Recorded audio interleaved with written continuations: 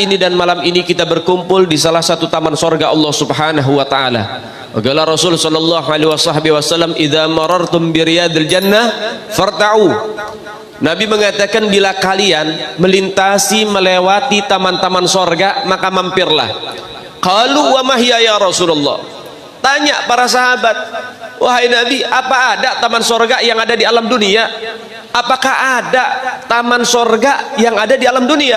Maka Nabi mengatakan, qala hillatut ta'lim wa fi riwayatil ukhra hillatut dzikir. Taman sorga yang ditebar oleh Allah Ta'ala di alam dunia adalah perkumpulan-perkumpulan ilmu dan perkumpulan-perkumpulan zikir. Sehingga siapa orang yang mereka gemar duduk berkumpul di salah satu taman sorga Allah di alam dunia, insya Allah Allah akan kumpulkan ia nanti di taman sorga yang hakiki bersama baginda Nabi Muhammad. Ya ikhwan rahimakumullah, kalau kita bicara tentang masalah ilmu, tentang kemuliaan ilmu itu luar biasa. Sampai Nabi mengatakan, idza man salaka tariqan yaltamisu fihi ilma sahalallahu lahu bihi tariqan ila jannah. Siapa orang yang gemar, ya, yang ringan langkah kakinya untuk menghadiri majlis-majlis ilmu, Allah akan permudah jalannya untuk masuk ke dalam surga Allah Subhanahu wa taala. Begitu agungnya ilmu, begitu luar biasanya ilmu, sehingga Allah menyatakan yarfa'illahu alladhina amanu minkum walladzina utul ilma darajat. Sesungguhnya Allah akan mengangkat derajat orang-orang yang beriman di antara kalian dan orang-orang yang mencari ilmu. Darajat pakai isim jama', artinya dengan beberapa derajat. Sebagian ulama dan semua para ulama tidak ada yang berani memvonis berapa derajat yang Allah angkat bagi orang-orang yang gemar duduk di majelis ilmu. Ulama nggak ada yang bilang, dan nggak ada yang berani memberikan daripada sekian derajat, 4 derajat, 5 derajat, nggak ada yang berani. Kenapa? Itu rahasia dari Allah Subhanahu wa taala. Keistimewaan bagi mereka orang-orang yang mencari ilmu agama Allah Subhanahu wa taala.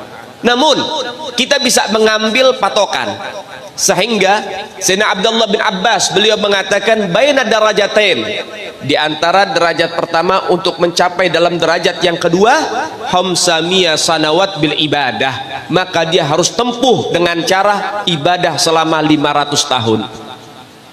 Artinya kalau kita di sini melihat isim jama' itu paling sedikit artinya 3. Dan di sini nggak ada yang tahu berapa derajat, tapi yang pasti 3. Sehingga kalau kita bisa mengambil dengan bilangan yang paling kecil, orang yang duduk di majelis ilmu maka akan diberi pahala oleh Allah seperti dia ibadah, berarti 3 dikali 500 tahun, berarti dia dapat ibadah 1500 tahun cuma duduk sesaat di majelis ilmu. Duduk sesaat saja di majelis ilmu, kau luangkan waktu di majelis ilmu, maka kau sudah ditulis oleh Allah selama ibadah selama 1500 tahun. Hadza khususiyya li ummati sayyidina Muhammad ibni Abdullah. Ini keistimewaan bagi umat baginda Nabi Muhammad sallallahu alaihi wasallam. Di dalam kitab Nawadir karya Al-Imam Ahmad Syihabuddin, di situ ada salah satu kisah menarik. Ada seorang hamba Allah yang akan dimasukkan ke dalam neraka oleh Allah Ta'ala. Begitu banyak maksiatnya, luar biasa. Kemudian Allah panggil malaikat Jibril, wahai Jibril datang kemari. Datang malaikat Jibril diperintah oleh Allah, wahai Jibril tanyakan kepada si fulan hambaku ini, tanyakan dia apakah dia ini ulama apa bukan. Pertama, apakah namanya seperti nama para ulama? Apakah dia keturunan ulama, mungkin ayahnya atau kakeknya atau buyutnya ada enggak ulama? Apakah dia pernah duduk bersama ulama? Apakah dia cinta terhadap para ulama? Apakah dia ini pernah makan dan minum bareng bersama para ulama? Tanyakan sama itu orang. Datang malaikat Jibril, tanya kepada si fulan, wahai fulan, beberapa pertanyaan diajukan kepadamu dari Allah Ta'ala. Pertanyaan ini. Apa jawabannya? La ya Jibril, tidak, saya bukan ulama, gak pernah hadir majelis, gak pernah duduk sama ulama, gak pernah makan sama ulama, nama saya tidak seperti nama para ulama, saya bukan keturunan ulama, dan lain sebagainya. Datang malaikat Jibril kepada Allah Ta'ala dan mengatakan, ya Rabbi, walaupun saya tidak mempertanyakan kepada si hamba, tapi engkau ini pasti mengetahui apa jawabannya, karena sesungguhnya engkau ini adalah zat yang maha mengetahui. Kemudian akhirnya apa? Sesungguhnya hambamu mengatakan enggak ya Allah, tidak ya Rabb. Baik, wahai Jibril, tanya lagi pertanyaan terakhir. Apakah dia cinta terhadap seseorang yang seseorang itu cinta terhadap ulama? Artinya punya sahabat yang cinta sama ulama enggak? Punya daripada teman yang cinta sama ulama enggak? Tanyain. Datang malaikat Jibril tanya, kamu punya teman, punya sahabat yang cinta dengan ulama? Maka orang ini mengatakan, na'am ya Jibril, iya. Saya dulu di masa hidup saya punya teman. Saya punya sahabat karib. Sahabat saya ini suka hadir majelis-majelis. Sahabat saya ini cinta sama para ulama. Apa kata Allah? Wahai Jibril, cintanya dia kepada sahabatnya yang sahabatnya cinta terhadap ulama cukup menjadi alasan bagiku untuk mengampuni semua kesalahannya. Saat ini pindahkan dia, masukkan ke dalam sorga. Cinta sama para ulama pakai wasilah itu bisa jadi satu kabar gembira, bisa masuk ke dalam sorga. Apalagi bila kita cinta langsung kepada para ulama, apalagi kita punya anak ulama, apalagi kita di sini menjadi para pecinta ulama, bahkan apalagi kalau kita dicintai sama ulamanya. Jadi kalau seorang murid cinta sama guru itu biasa, tapi kalau seorang guru cinta terhadap muridnya itu baru luar biasa. Seorang murid cinta sama guru itu hal yang wajar, itu hal yang wajib, yang pasti. Tapi ketika nama si murid ada di hati guru, berarti itu murid luar biasa di hadapan gurunya. Sehingga kita harus bagaimana caranya cinta terhadap guru kita, dan kita harus berbagai macam cara untuk bisa mendapatkan cinta dari guru kita. Al-Imam Syekh Abdul Qadir Al-Jailani, beliau itu dulu begitu tabah dan sabar terhadap gurunya, sampai hampir setiap hari digoda sama gurunya, diceburin ke sungai waktu di masa-masa dingin. Tetap gak jadi masalah, tetap beliau cinta sama gurunya, ta'zim sama gurunya, dan lain sebagainya, menghormati gurunya. Mungkin kalau anak murid zaman sekarang, kalau diuji sama gurunya udah ngambek duluan. Apa ya orang sini bilang ngambek ini ya? Merajuk. Wah, rada-rada Malaysia nih bahasa Upin Ipin. Ya, mungkin sudah merajuk dia, mungkin sudah ngambek dia sama gurunya. Itu zaman sekarang, makanya banyak murid sekarang nggak berkah. Kenapa? Hubungan sama gurunya nggak baik, hubungan sama gurunya nggak bagus. Tapi mereka orang-orang soleh, kenapa bisa berkah? Karena hubungan dengan guru mereka baik dan bagus. Syekh Abdul Qadir Jailani dijorokin ke kali dalam musim dingin sampai kedinginan, dicaci maki di hadapan teman-temannya, tetap dia tabah, tetap dia sabar, tetap dia bakti sama gurunya, tetap dia hormat sama gurunya. Sampai teman-temannya nggak tega, sampai ngomong sama gurunya, guru jangan keterlaluan sama Abdul Qadir, kesian. Apa kata gurunya? Wahai muridku, ketahuilah Abdul Qadir adalah muridku yang paling aku sayang, dan aku sedang membantu dia untuk supaya cepat menjadi wali min auliyaillah. Jadi ujian kalau dari guru itu pengangkatan derajatnya lebih tinggi lagi. Al-Habib Abdullah bin Umar bin Yahya punya guru namanya Habib Abdullah bin Tahir. Satu ketika Habib Abdullah bin Tahir datang ke rumah Habib Abdullah bin Umar bin Yahya. Hei Abdullah, saya pengen ke kamar mandi, siapin sendal.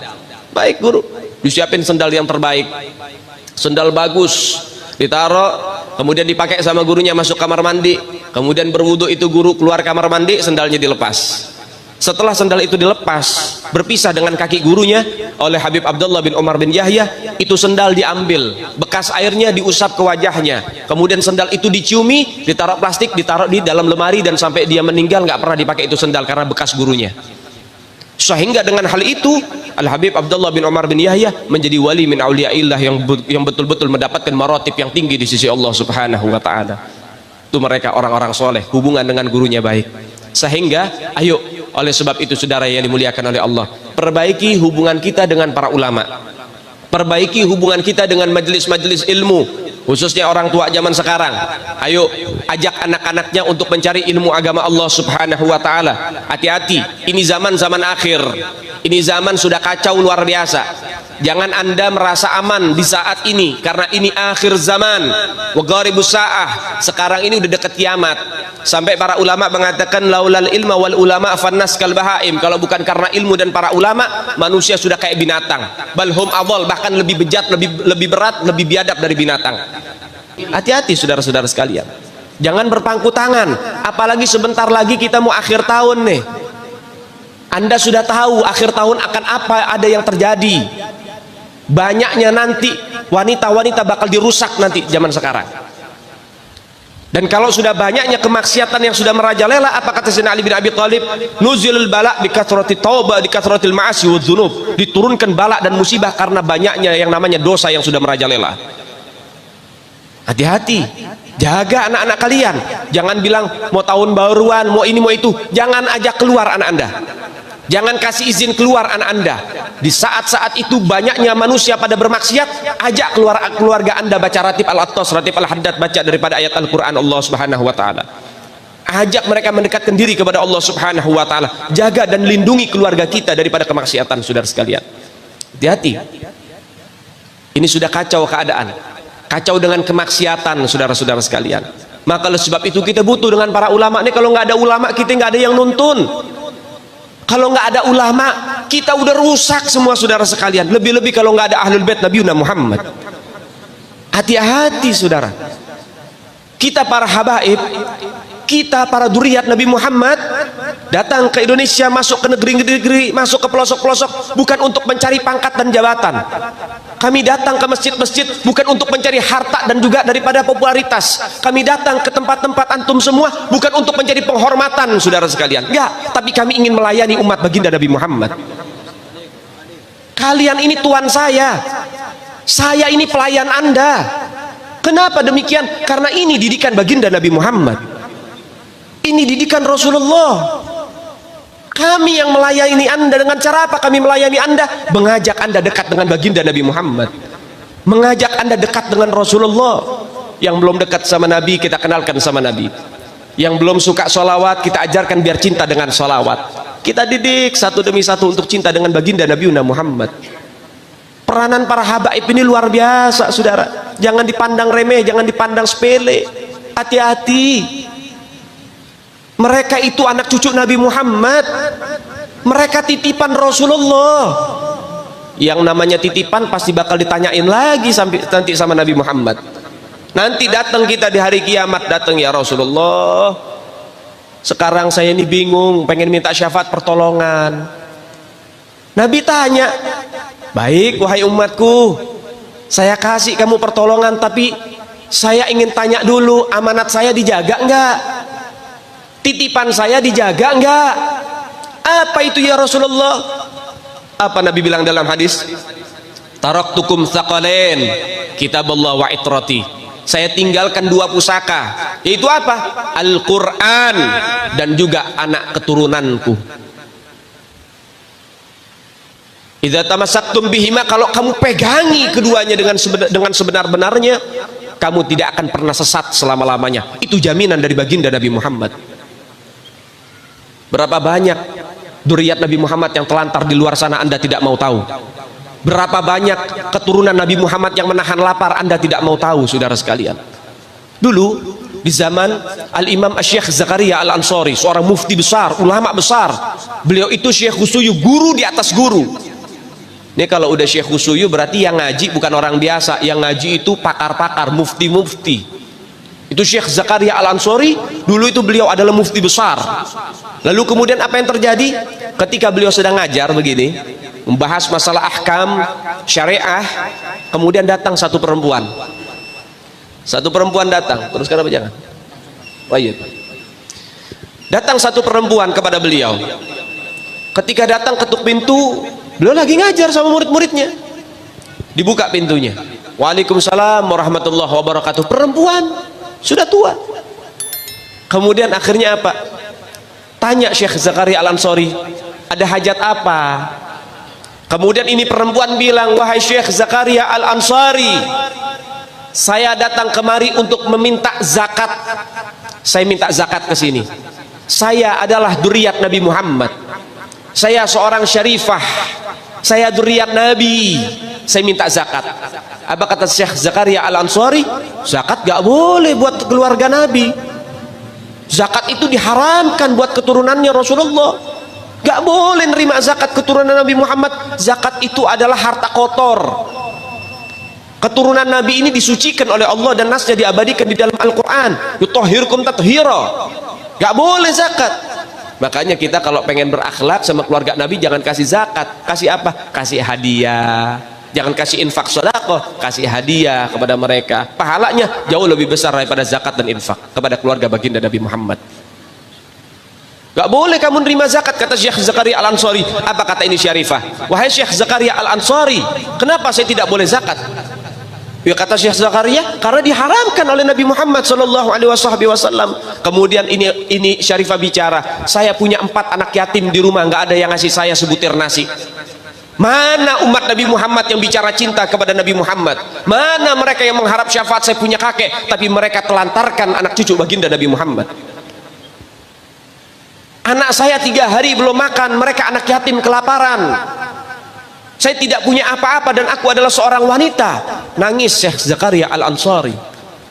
Mendengar jawaban demikian, kenapa? Di zaman beliau saja keturunan Nabi Muhammad banyak diacuhkan sama umat. Di zaman beliau saja umatnya Rasulullah sudah nggak peduli sama keluarga baginda Nabi Muhammad. Apa yang terjadi? Beliau langsung masuk ke dalam, semua bahan-bahan makanan semuanya dikumpulkan dengan berderai air mata, dia kumpulkan, dia berikan kepada Syarifah. Ini Syarifah, hadiah untukmu, kalau nggak ada apa-apa minta kemari, saya akan jamin daripada kehidupanmu. Setelah itu baru beliau fatwakan, mulai saat ini zakat untuk keluarga Nabi Muhammad dari magalah saya dibolehkan.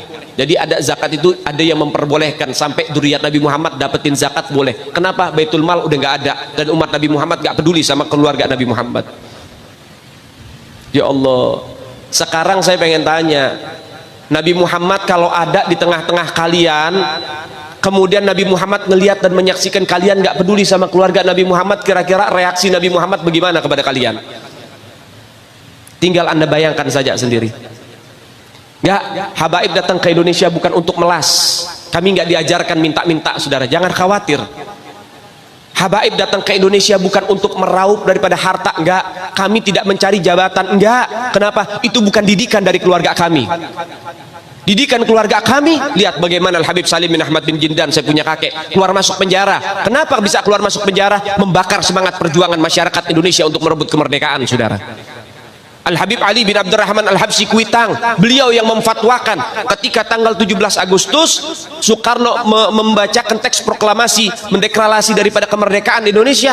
Beliau di hari Jumat itu, ba'da Jumat beliau fatwakan, sekarang saya fatwakan setiap tanggal 17 Agustus wajib pasang bendera merah putih di rumah-rumah kalian. Siapa yang nyuruh? Itu fatwa Habib Ali bin Abdurrahman